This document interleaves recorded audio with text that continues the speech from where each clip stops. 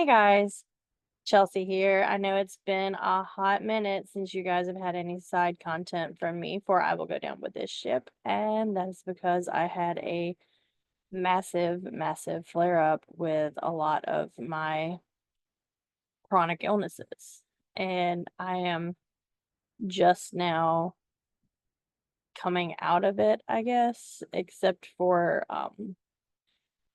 like last night I used my CPAP like I'm supposed to for my severe sleep apnea, and apparently got in some kind of position where the mask was leaking for a while last night, and it had my right eye pulled partially open, and air was blowing in my eye all night long, and it caused a flare up with my eye disease. And I don't know if you guys can see how this looks.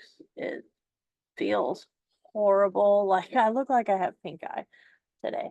It feels awful, but other than that, I'm improving, and it's a little bit hard to see to read right now with my CSCR being flared up.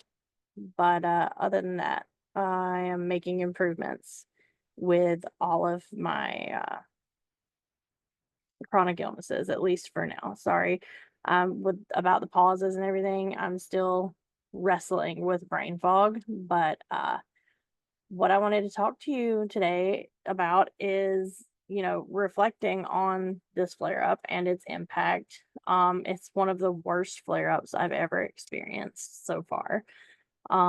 It completely derailed all of my goals for Q3 of 2024, which, like, I mean, I know I've completed some things before this flared up, and I really need to go back and look at, like, okay, what did I set out to do? What have I done? What have I not done? Like, I felt so poorly that I stopped doing my working in my planners and my journals on my iPad because I just didn't feel like doing anything.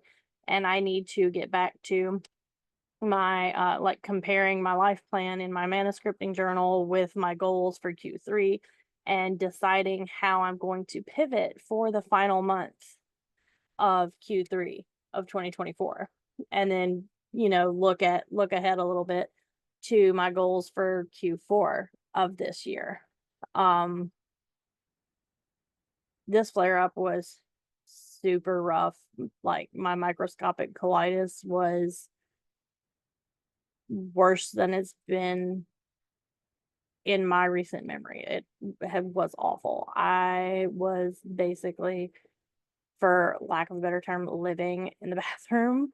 My joints were killing me um, with my rheumatoid arthritis, because a lot of times when you set off one thing that has anything to do with inflammatory things, like my microscopic colitis is an inflammatory issue, and then the rheumatoid arthritis is also an inflammatory issue, and like one set the other off and set another off, and my CSCR is triggered by stress. And for those of you that don't know what CSCR is, I have central serous chorioretinopathy, and sometimes I get fluid behind my macula, like between my macula and my retina in my eye, as I understand how my ophthalmologist explained it to me.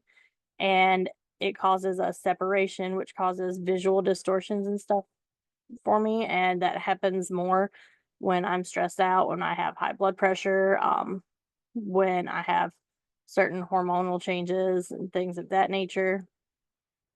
And again, when I'm high stress, that triggers my migraine, chronic migraine, and really sets things off with that. And I was just basically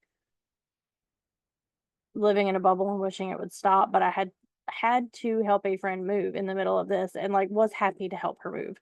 She didn't have anybody else available who could help her do that, and I got to see some new places while I was at it. It was lovely. Honestly, I hope to get to go back and visit her.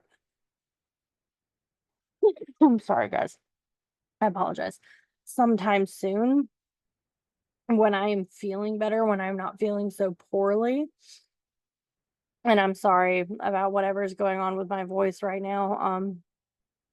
I'm having a lot of sinus drainage and it's making my throat a little raw, but I really just had to sit back and process, like, how can I start removing stressors from my life? How can I pivot? Like, what can I do going forward to have less stress and hopefully cause less flare-ups where I can feel better more, like, for more of the time, so I can be more functional in general. So I'm, like I said, I'm pivoting and reevaluating my goals for the remainder of Q3 of 2024 and then looking ahead to Q4 of this year. Um and that's, just what you have to do when things don't go as planned is you just kind of have to pivot. And that's especially the ability to pivot. And I know sometimes it causes rage for me when I, like, my body flares up and, like, forces me to pivot, but it's especially important skill to have for people with who are managing chronic illnesses. You just kind of have to learn, okay, I have to pivot and adjust and be a little bit less rigid and more flexible and just figure out, okay, I'm blocked here, like, I can only do so much.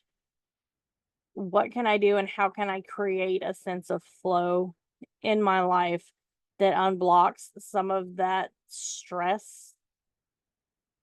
And I am approaching reevaluating my goals and my life plan and really trying to do a better job of taking my chronic illnesses into account. And like, you can't plan for flare ups necessarily, but you can put in cushion time. And I struggle with that occasionally because I'm like, there are so many things I want to be working on and so much I want to be getting done, but we've seen what happens when I push my body too hard, too far, too fast. Like, I really have to pull back and rein myself in when I realize, okay, I'm doing too much. How can I refocus and reevaluate? And what I'm really doing is, like, I'm doing the journaling parts in the manuscripting journal. And I'll have a link for that below. It's an affiliate link if you guys want it.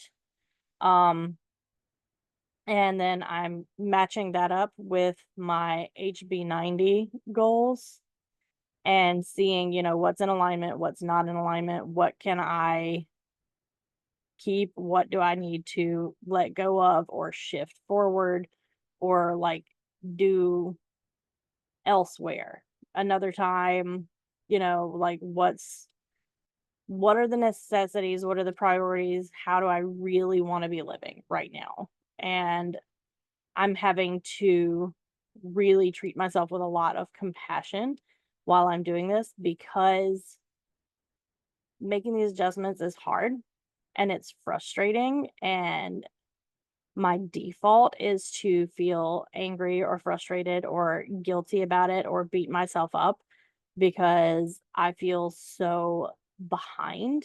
But the anger and the guilt and all of those feelings, none of those feelings are productive for me, and they just make me feel worse mentally, emotionally, and physically.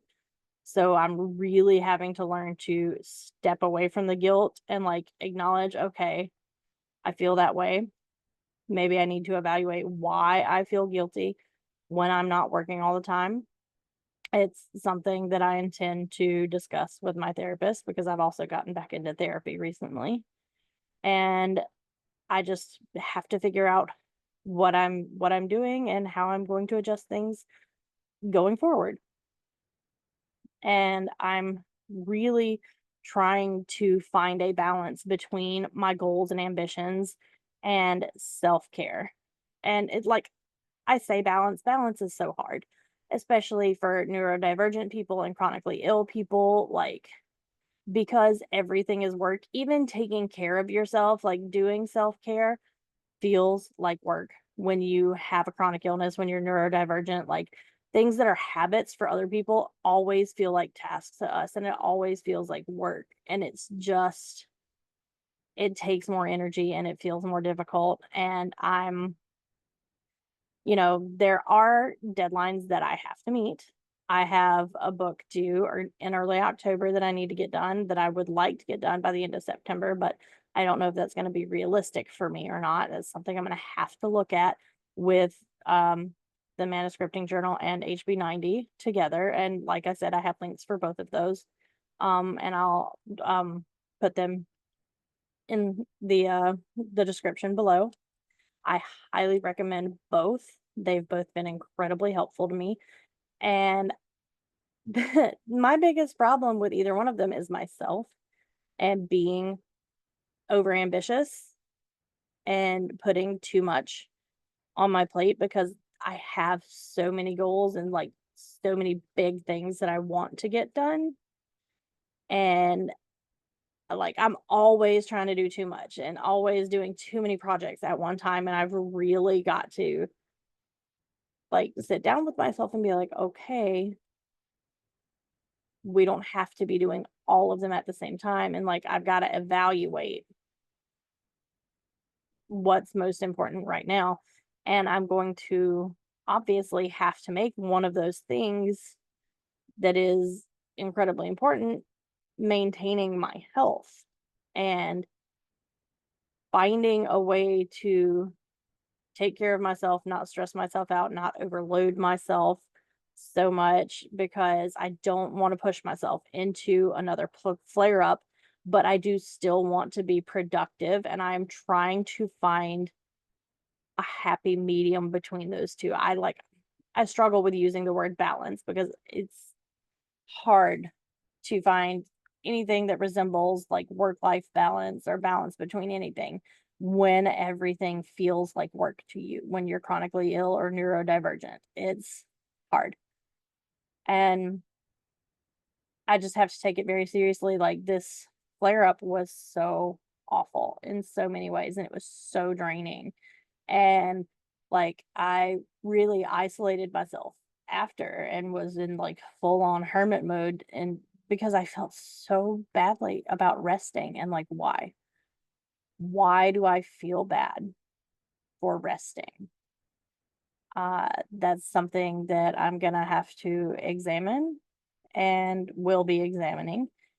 But rest is necessary, and that's something that I'm going to have to be more serious about building into my quarterly planning, is rest and cushion days for if I have flare-ups. But hopefully I won't have as many flare-ups if I'm not pushing myself so hard all the time in so many different directions at once, if that makes any sense at all.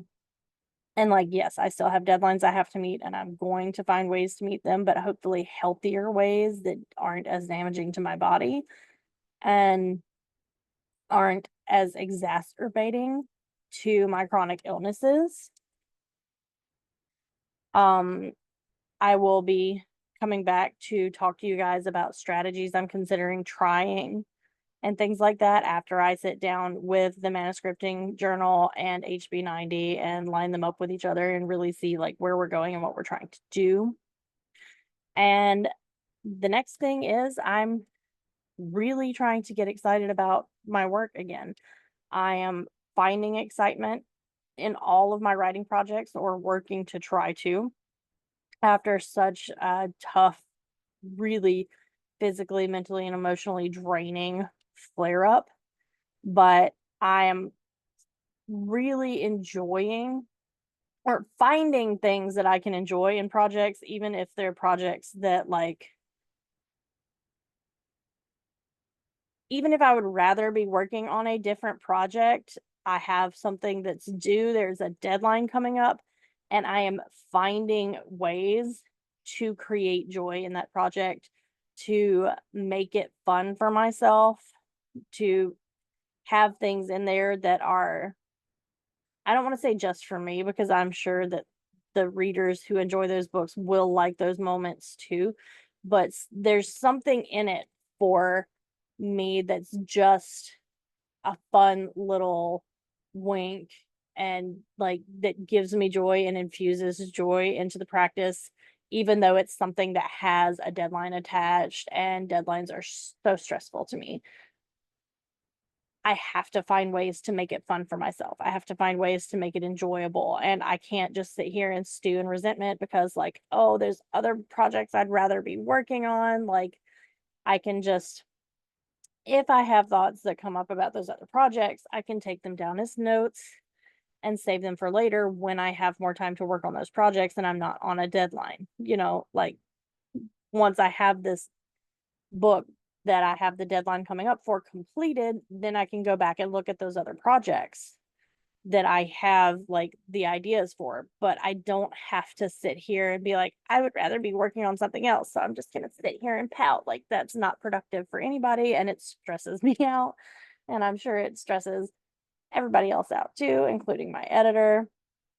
So I'm really finding ways to make projects fun for myself however I can, and bring joy back to the process, and just like maybe embrace a little chaos, even because I'm such a control freak so much of the time. And like, I have my outlines and I always kind of get angry at my characters when they set the outline on fire and dance in the ashes, but things almost always turn out for the better when I embrace that chaos. Like, when the characters get their own ideas and kind of throw the outline out the window, not entirely out the window, but when I have to pivot the outline because I got an epiphany and because my characters are intuitively doing things that just work better than even what I originally had planned, and getting into that flow state, because that's where real joy is for me in the creation process, is when I can feel my characters like they're real people, like I can hear them in my head, and when they get their own personalities and give me pushback and have their own ideas about the way the story is supposed to go, and I get into this flow state where the story and the characters take on a life of their own. That is real joy for me in writing, and I don't know why I get so rigid and so stuck on outlining sometimes, but I'm bringing joy back to my process in every way I possibly can. And I hope that you guys are having a wonderful day. I know this update was a lot and it was probably very repetitive because the brain fog is still strong with this one. But I hope you guys are having a great day. Let me know if you want to talk about any of these things more. Um, and I just love you guys and hope you're having a wonderful day, honestly. And I'm so excited because next month they start, or should start, filming more episodes of Fallout for like season 2 of Fallout. And I'm so ready to see like behind the scenes content being posted and things of that nature. I'm super ready to dive into it. So I hope you guys are having a great day, and hopefully I'll be back with more content for you again soon. Bye.